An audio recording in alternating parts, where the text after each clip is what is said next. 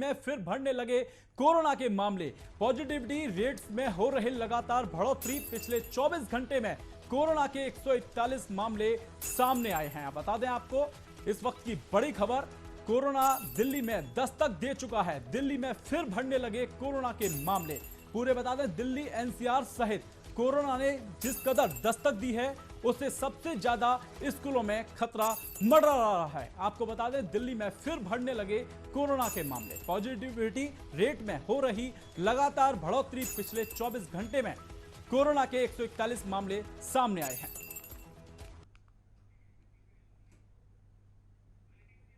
वहीं कोरोना बढ़ते मामलों के बीच दिल्ली वालों के लिए मुख्यमंत्री अरविंद केजरीवाल का बयान सामने आया है। दिल्ली के मुख्यमंत्री अरविंद केजरीवाल ने कहा कि उनकी सरकार कोविड-19 की स्थिति पर पैनी नजर रखे हुए है और बहरहाल घबराने की कोई बड़ी वजह नहीं है। केजरीवाल ने कहा है कि जरूरत पड़ने पर सभी जरूरी कदम उठाए जाएंगे। बता दें कि दिल्ली में सोमवार को कोविड महामारी की संक्रमण दर बढ़कर 2.70% पहुंच गई है, जो पिछले 2 महीनों में सबसे ज्यादा है।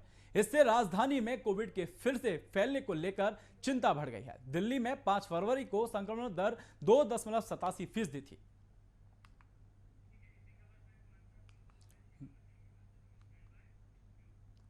इसी खबर पर हमारे साथ संवाददाता हमारे शिवम न्यूज रूम से जुड़ चुके हैं। दिल्ली में कोरोना वायरस महामारी एक बार फिर पैर पसार रही है। बीते 24 घंटे की बात करें तो ये आंकड़े चौंकाने वाले हैं। दिल्ली में बीते 24 घंटों में कुल 5079 लोगों ने टेस्ट किए गए, जिनमें से 137 लोग कोविड पॉजिटिव पाए गए हैं। यानी पॉजिटिविटी रेट 2.27% है, जबकि रिकवर्ड मरीजों की संख्या 144 है। लेकिन उससे भी ज्यादा डराने वाली बात तो यह है कि कोरोना ज्यादा बढ़ रहा है।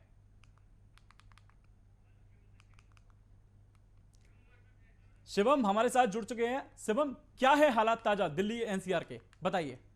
देखिए आलोक, मैं आपको बता दूं कि जिस तरीके से दिल्ली में कोरोना ने एक बार फिर से दस्तक दे दी है तो लोग इससे काफ़ी डरे हुए हैं। लेकिन केजरीवाल सरकार ने शाम में ही एक एडवाइजरी जारी की है, जिसमें खुद मुख्यमंत्री केजरीवाल ने ये कहा है कि लोगों को डरने की ज़रूरत नहीं है, ये वेरिएंट इतना खतरनाक नहीं है। लेकिन कहीं ना कहीं ये बात डराने वाली जाहिर हो जाती है, क्योंकि जिस तरीके से 24 घंटे में दिल्ली के अंदर 141 नए मामले सामने आए हैं, उससे जनता एक बार फिर से डरी हुई है कि ये चौथी लहर साबित ना हो। वहीं अगर हम दिल्ली से सटे नोएडा की बात करें तो नोएडा में भी हालात कुछ बहुत ख़राब लग रहे हैं, क्योंकि इस बार जो कोरोना है वो बच्चों को ज़्यादा शिकार बना रहा है। स्कूली बच्चे जो हैं वो बिना मास्क के स्कूल जा रहे हैं और ज़्यादा ध्यान नहीं दिया जा रहा, तो इसकी वजह से कोरोना इस बार बच्चों को ज़्यादा शिकार बना रहा है।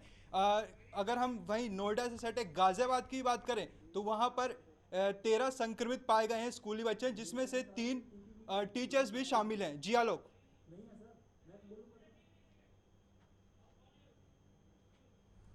जिस कदर आपने बताया, दिल्ली के मुख्यमंत्री अरविंद केजरीवाल ने बयान दिया है कि चिंताजनक वाली बात नहीं है, चिंता करने की लोगों को जरूरत नहीं है। आखिर ऐसा क्यों बोल रहे हैं अरविंद केजरीवाल?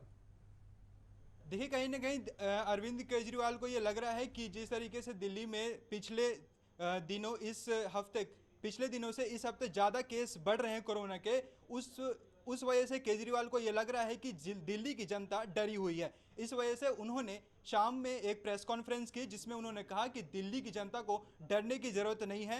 हम कोरोना से निपटने के लिए हमारे पास सारे इंतज़ाम हैं, अस्पताल में सारे बेड्स मौजूद हैं, ऑक्सीजन सिलेंडर की पूरी व्यवस्था है, तो दिल्ली की जनता को डरने की ज़रूरत नहीं है। वहीं जो स्वास्थ्य मंत्री हैं सत्येंद्र जैन, उन्होंने अपनी तरफ से भी यह दावा किया है कि दिल्ली में जो कोरोना के आंकड़े हैं वो 100-200 डेली आ रहे हैं, लेकिन जनता को घबराने की ज़रूरत नहीं है। जी आलोक।